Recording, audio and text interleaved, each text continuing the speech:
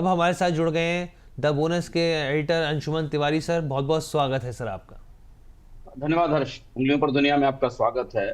Trump के tariff लौट आए हैं और शेयर बाजारों के लिए आज एक मुश्किल दिन होने वाला है। शुरू करते हैं सफर, क्योंकि आज पूरा दिन ट्रंप के टैरिफ की छाया में बीतेगा। डोनाल्ड ट्रंप ने जापान, दक्षिण कोरिया पर 1 अगस्त से करीब 25% टैरिफ और म्यांमार और लाओस पर 40% टैरिफ लगाया है। दक्षिण अफ्रीका पर 30%, कजाकिस्तान, मलेशिया पर 25% की टैरिफ की घोषणा की है।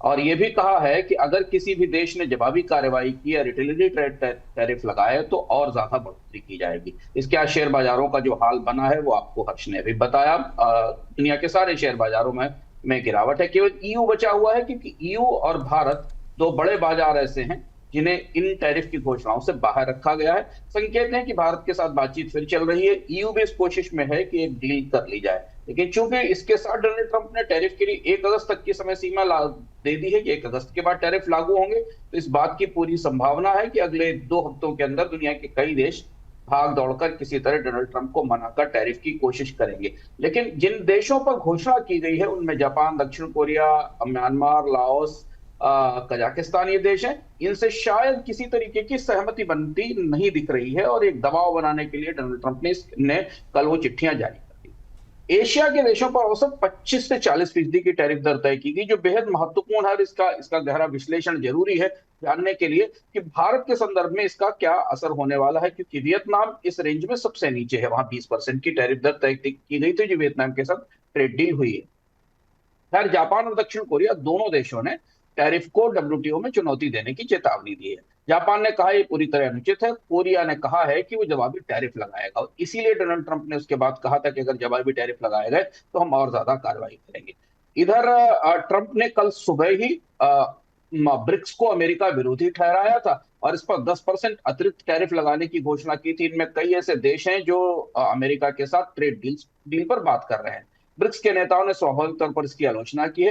ब्राजील के राष्ट्रपति लूला डिसिल्वा का एक थोड़ा तीखा सा बयान आया है, जिसे आज ग्लोबल कूटनीतिक हलकों में थोड़ा दिलचस्पी के साथ पढ़ा जा रहा है, क्योंकि लूला डिसिल्वा के कारण ब्राजील से में जो ब्रिक्स की मीटिंग से जो डिक्लेरेशन आया था उसमें ट्रंप का नाम नहीं लिया गया था। लेकिन कल ट्रंप की घोषणा के बाद 10% टैरिफ की अतिरिक्त चेतावनी के बाद लूला डिसिल्वा ने कहा है कि दुनिया को एक नया राजा नहीं चाहिए। अब ब्रिक्स ने कहा है कि ट्रंप के टैरिफ वैश्विक स्थिरता के लिए खतरा है। तो ब्रिक्स और अमेरिका के बीच, संगठन और देश के बीच में एक टकराव बनता दिखाई दे रहा है। हालांकि दुनिया के देश जो डोनाल्ड ट्रंप के साथ अलग से बात कर रहे हैं और जो ब्रिक्स के सदस्य हैं, वो इसे सीधे टकराव को टालना चाहेंगे। इधर ब्रिक्स के नेताओं ने ब्रिक्स पे शुरू किया है। ये भी डोनाल्ड ट्रंप को थोड़ा चुभेगा। डॉलर पर निर्भरता कम करने के लिए ये सेंट्रल बैंक डिजिटल करेंसी आधारित क्रॉस बॉर्डर पेमेंट सिस्टम होगा, और यहाँ डिजिटल करेंसी क्रिप्टो मुख्य धारा में आती दिखाई दे रही है। ये भी एक बड़ा दिलचस्प पहल है। इसका ये कैसे आने वाले समय में आती है, इसको देखना पड़ेगा। लेकिन डॉलर पर निर्भरता कम करने के लिए ब्रिक्स आगे बढ़ गया है, जो इस पर डोनाल्ड ट्रंप लगातार सवाल उठा रहे हैं और अमेरिकी डॉलर के विरोध पर ब्रिक्स को तरह तरीके की चेतावनी दे रहे हैं। इधर भारत और अमेरिका की संधि उलझ गई है। भारत ने 26% के यूएस टैरिफ को पूरी तरह खत्म करने की बात कही है।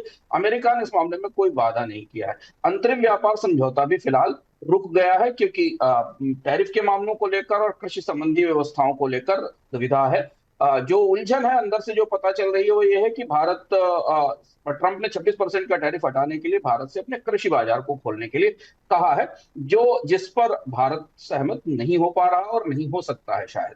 हालांकि अमेरिका ने 1 अगस्त तक बातचीत का समय बढ़ाया है, भारत पर भी टैरिफ नहीं लगाए हैं, तो उम्मीद की एक डोर बाकी है कि शायद किसी अंतरिम समझौते का रास्ता निकल आएगा। इसके अलावा ईयू के साथ भी संधि की बातचीत जारी है। ईयू पर भी अभी टैरिफ नहीं आया है। इधर अन्य घटनाक्रमों में इजराइल के प्रधानमंत्री नेतन्याहू ने न्यूयॉर्क में ट्रंप से मुलाकात की है, और ये मुलाकात ईरान, गाजा और रक्षा संबंधों पर है। इसके साथ गाजा में युद्ध विराम को सक्रिय करने के लिए और स्थापित करने के लिए चर्चा होगी। अब रूस के साथ शांति वार्ता टूटने के बाद पूर्वी यूक्रेन में मिसाइल हमले तेज हो गए हैं, और एक तरह से दुनिया ने रूस और यूक्रेन की शांति पर की उम्मीद अब छोड़ दी है, गिव अप कर दिया है।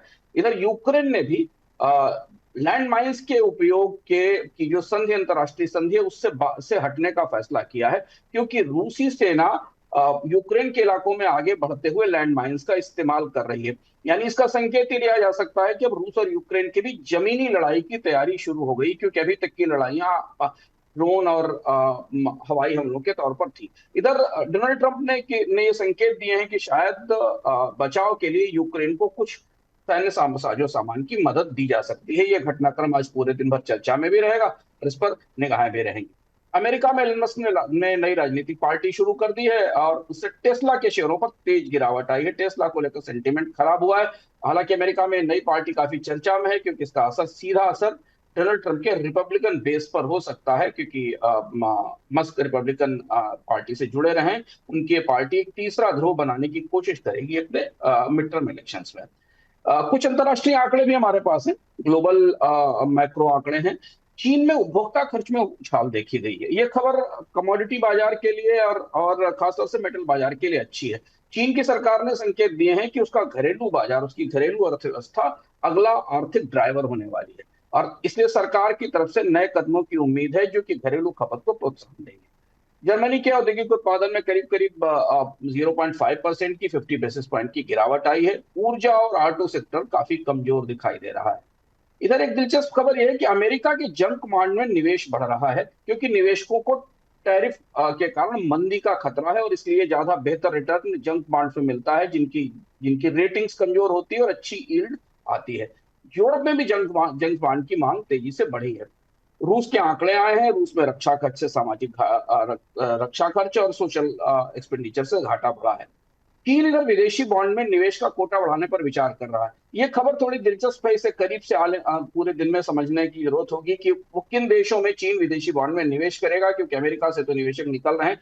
यूरोप के बॉन्ड शायद इसका निशाना हो सकते हैं। इधर इजराइल के सेंट्रल बैंक ने अपनी ब्याज दर को 4.75% पर स्थिर रखा है। आने वाले समय में महंगाई को देखकर दर तय की जाएगी।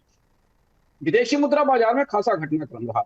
टैरिफ के बाद डॉलर मजबूत हुआ और इसके असर से अन्य मुद्राएं कमजोर हुई। ब्राजीली रियाल में तेज गिरावट आई। कनाडा का डॉलर 8 महीने के उच्च स्तर से नीचे आया। रुपए में कल 3 महीने की सबसे तेज गिरावट आई। आज रुपए पर निगाहें रहेंगी। अगर रुपया और गिरता है, क्योंकि टैरिफ की घोषणाएं और ज्यादा बढ़ गई हैं, तो डॉलर की मजबूती के कारण रुपए में और गिरावट आने की संभावना है। आरबीआई शायद आज किसी स्तर पर कोई दखल दे सकता है। कमोडिटी बाजार में दो तीन बड़ी खबरें महत्वपूर्ण थी। ओपेक की तरफ से एक और सनसनीखेज सूचना आई। ओपेक ने कहा कि वो सितंबर में तेल उत्पादन में और बड़ी बढ़ोतरी कर सकता है। 4,41,000 बैरल से ज्यादा की बढ़ोतरी तो अगस्त के उत्पादन के लिए की गई थी, 5,48,000 बैरल प्रतिदिन की, और अब सितंबर के लिए और ज्यादा उत्पादन किया में बढ़ोतरी की जा सकती है। ब्रेंट करीब $69 पर बैरल के आसपास है। ओपेक की बढ़ोतरी का दबाव हमें आने वाले दिनों में कच्चे तेल की कीमतों पर और ज्यादा दिखेगा। सोना एक हफ्ते के निचले स्तर पर है। स्वाभाविक सी बात है कि मजबूत डॉलर की मजबूती सोने की कीमत को प्रभावित कर रही है। कॉपर और निकल की कीमतें स्थिर हैं। चीन से एल्युमिनियम की मांग निकल रही है। चीन में घरेलू खपत बढ़ने से कमोडिटी बाजार को थोड़ी राहत मिलने की संभावना। क्रिप्टो बाजार में कई घटनाक्रम है और बड़े घटनाक्रम है। अमेरिका में सिक्योरिटी एक्सचेंज कमीशन, जो कि सेबी जैसी संस्था है अमेरिका में, उसने क्रिप्टो पर आधारित ईटीएफ के लिए पारदर्शिता के और डिस्क्लोजर के नए गाइडेंस जारी किए हैं। इन गाइडेंस के बाद अब ईटीएफ बनाने वाली कंपनियों को कई तरीके की सूचनाएं सार्वजनिक करनी होंगी। क्रिप्टो बाजार के निवेशक और क्रिप्टो जारी करने वाली कंपनियां बेहद उत्साहित है। मैं मान रही हैं कि अमेरिका में क्रिप्टो रेगुलेशन की तरफ ये पहला कदम है, और इसके बाद अब अन्य चीजें और मुख्य धारा में आएंगी। इधर दक्षिण कोरिया, जो कि क्रिप्टो की होड़ में थोड़ा पीछे रह गया था, वहां पर पोलरिस सॉफ्टवेयर ने वॉन बेस्ड जो वहां की करेंसी है उस पर बेस्ड एक स्टेबल कॉइन का पायलट शुरू किया है। तो ये लीजिए, दक्षिण कोरिया भी स्टेबल कॉइन की मुख्य धारा में आने को तैयार हो गया। बिटकॉइन इथेरियम में बढ़त है, सोलाना स्थिर है। ईटीएफ के इनफ्लो से क्रिप्टो करेंसीज में वॉल्यूम बढ़ता दिखाई दे रहा है। कॉर्पोरेट खबरों में सैमसंग को बड़ा झटका लगा है। चिप की बिक्री कम होने से दूसरी तिमाही में सैमसंग के मुनाफे में करीब 56% की गिरावट। शेल के तिमाही आय में भी कमी के अनुमान है। गैस की बिक्री नहीं बढ़ी है। अमेरिका के मनाका का पॉलीमर प्लांट वक्त से पहले मेंटेनेंस के लिए बंद हुआ है, और इस वजह से कंपनी के मुनाफे पर असर पड़ रहा है।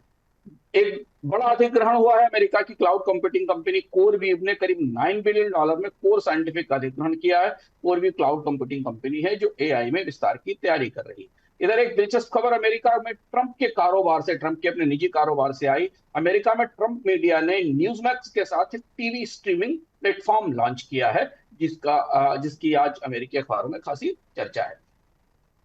भारत की खबरों में खरीफ की बुआई का रकबा करीब 11% बढ़ा है। बाजार के लिए अच्छी खबर है। हालांकि मौसम मानसून सरप्लस में है, देश के कई हिस्सों में बाढ़ की स्थिति है, लेकिन खरीफ की बुआई में 11% की बढ़ोतरी से बाजार को आज राहत मिलेगी। खासतौर से एफएमसीजी कंपनियों के स्टॉक्स पर निगाह रहेगी। तिलहन की बुआई पहले से तेज दिखाई दे रही है। वित्त मंत्रालय ने एनबीएफसी और फिनटेक के लिए पीएमएलए की सख्त रिपोर्टिंग तय करने की तैयारी की है। यह नई पहल है जिसमें कि फिनटेक कंपनियों को भी अब मनी लॉन्ड्रिंग के कानूनों में सख्ती से शामिल किया जाएगा। अब शेयर बाजारों में नतीजों का सीजन शुरू हो रहा है। कई कंपनियों के बैंक्स के नतीजे सप्ताह से आना शुरू होंगे। मार्जिन पर फोकस रहेगा, खासतौर पर बैंकों पर करीब से निगाह रहेगी, क्योंकि बैंकों के लिए दोहरी चुनौती है, डिपॉजिट्स भी घट रहे हैं और लोन की मांग भी घट रही है। ऐसी स्थिति में बैंकिंग स्टॉक्स की संभावनाओं पर बाजार में निगाहें रहेंगी। अगले 24 घंटे में यूएस टैरिफ की बढ़ोतरी पर अलग अलग देशों से आने वाली प्रतिक्रियाओं पर निगाह रहेगी। माना जा रहा है कि शायद कुछ देश में कोरिया डब्ल्यूटीओ जा सकता है या जवाबी टैरिफ लगा सकता है। यह भी उम्मीद है कि ट्रंप की तरफ से आज कुछ और नए देशों पर टैरिफ की घोषणा की जाएगी, जिसका इंतजार रहेगा। रूस और यूक्रेन तनाव का असर हमें यूरोप के शेयर बाजारों पर, यूरोप की अर्थव्यवस्था पर दिखाई देगा। भारत में रिजल्ट सीजन की शुरुआत हो रही है, तो भारतीय बाजार अंतरराष्ट्रीय घटनाक्रम, ग्लोबल घटनाक्रमों के बीच में, टैरिफ जैसे घटनाक्रमों के बीच में भारतीय कंपनियों की और भारतीय लिस्टेड कंपनियों की परफॉर्मेंस के बीच में, उनके परफॉर्मेंस के आकलन और संभावनाओं के बीच झूलता हुआ दिखाई देगा। उंगलियों पर दुनिया में आज मुंबई से इतना ही। वापस चलते हैं हर्ष के पास नोएडा स्टूडियो। सर बहुत बहुत धन्यवाद तमाम तरह की खबरों का विश्लेषण करने के लिए सर।